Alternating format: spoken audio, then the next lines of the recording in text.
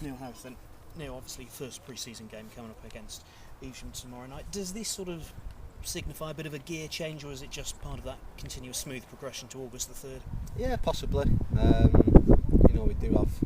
We do like getting a good endurance base early on in pre-season, and we gradually sharpen them up to peak on August the 3rd. And as you say, once the matches start, once the pre-season matches start, there's a little change in the way training methods are used. It's totally different to the fitness work they've been done, and you see it every season. Players can look like they've never played before sometimes. They've had a very hard day today as well, so they might even be a little bit sore, but it is all part of the preparation to be ready for August the 3rd. And do you notice a bit of a change in them when the games start approaching, and it's not just that continuous slog of fitness in training? Yeah, possibly. But as I've said before, I think training methods are a bit different now. They do tend to get the footballs out a lot earlier. I mean, even on the first day, I'd say the majority of clubs get the footballs out. So, it's not like the old days where it was just silly running for the sake of it. So we are football clubs. We keep telling them that. We keep like them working with the ball, and the match is the next stage that they go up to now. And will they train in the morning before the Evesham game in the evening? We've got an afternoon session. They'll be in at 3 o'clock. They can have just an hour. It won't be hard. It's just, again, tomorrow's another day's work of fitness, which results in a lot of them playing an hour maybe, some playing 45 minutes, some a little bit less. And then we can just do a little top-up group after the game, just for the lads who haven't done as much as the others.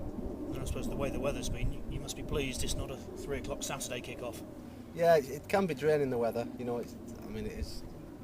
I'm never going to moan about the weather because it's, it'll soon be snowing down here and all that. But it is hard work for the lads. It's okay when they're working in it, but sometimes when they're having the rest and the stretching and just sort of standing about, you're sweating all the time and draining. And it's important to take the fluids on board, that's for sure. And I suppose looking at the squad, you've got 16 signed on, 4 trialists plus nick a couple from the youth team. You've got the option of being able to pick sort of 2 teams, 1 for each half if you wanted to. Yeah, we've got enough bodies, as you say, with the trialists and dipping into the youth team. So yeah, we could perhaps have had a game Saturday where players might have got 45 minutes each, but they've done an extra 3 days training now. So I personally, and the way we're talking upstairs in the office, we'd have no problem with players playing an hour 70 minutes tomorrow night. And looking at the trialists, just going through them, Josh Rees, obviously someone who's been here right from the very start of pre-season.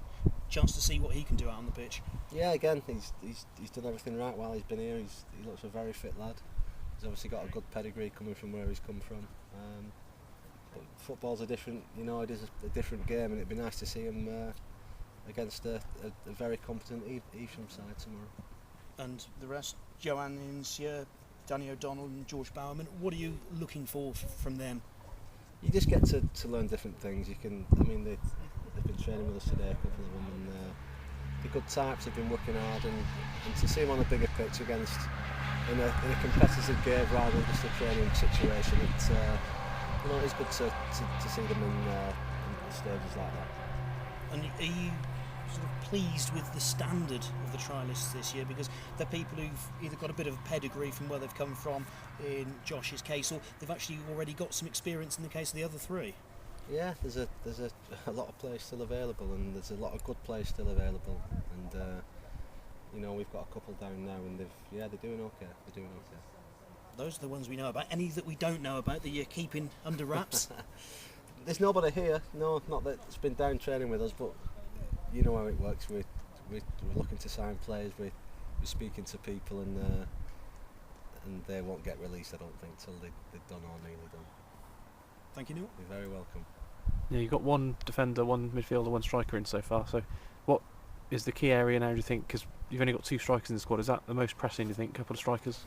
Yeah, we'd definitely like to sign at least 1 more striker. Perhaps a wide man, perhaps another defender as cover. But there's certainly like to think there could be another 3 or 4 bodies coming in, definitely. And the areas I've mentioned, I think they're the priority.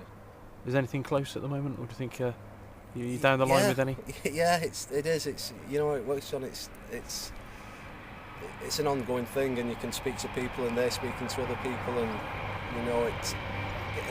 And the later stage we get at now, you know, once we get into towards mid-July, that's when I think things really start to happen, because you know players want to be back training. They don't want to be sat at home and missing, you know, a couple of weeks of pre-season. That was the great thing with, you know, Matt Richards. He wanted to get it done, dusted, so he can come in training and get himself, you know, ready for August the 3rd, and that's what good pros do, and there's, you know, that's what the players are doing nowadays. Yeah, people might be surprised he got released by Shrewsbury after the amount of games he's played the last 2 years, and the fact that he can play in a few different positions as well seems like a really good League Two signing.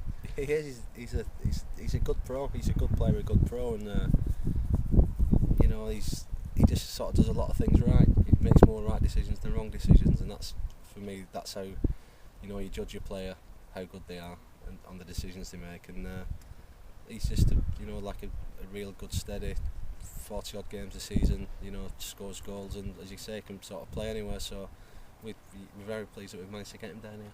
Yeah, you've got Evesham Tuesday, Cirencester, and then you go to Wales the week after. We'd like to have most of the permanent signings in by then, by the time you get to Wales, because that's all about bonding as well as fitness, isn't it? It is, yeah, it is. I mean, that's just under a week away now, so yeah, if we can get people in by then, we definitely will. We won't sign the wrong ones, just, you know, so we can say we've made another permanent.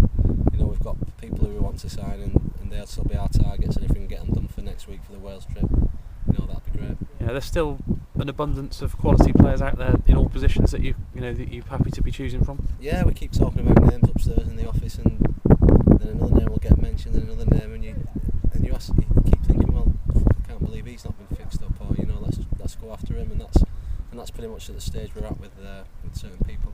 Yeah. Cheers, Neil. Thanks a lot. Cheers, guys.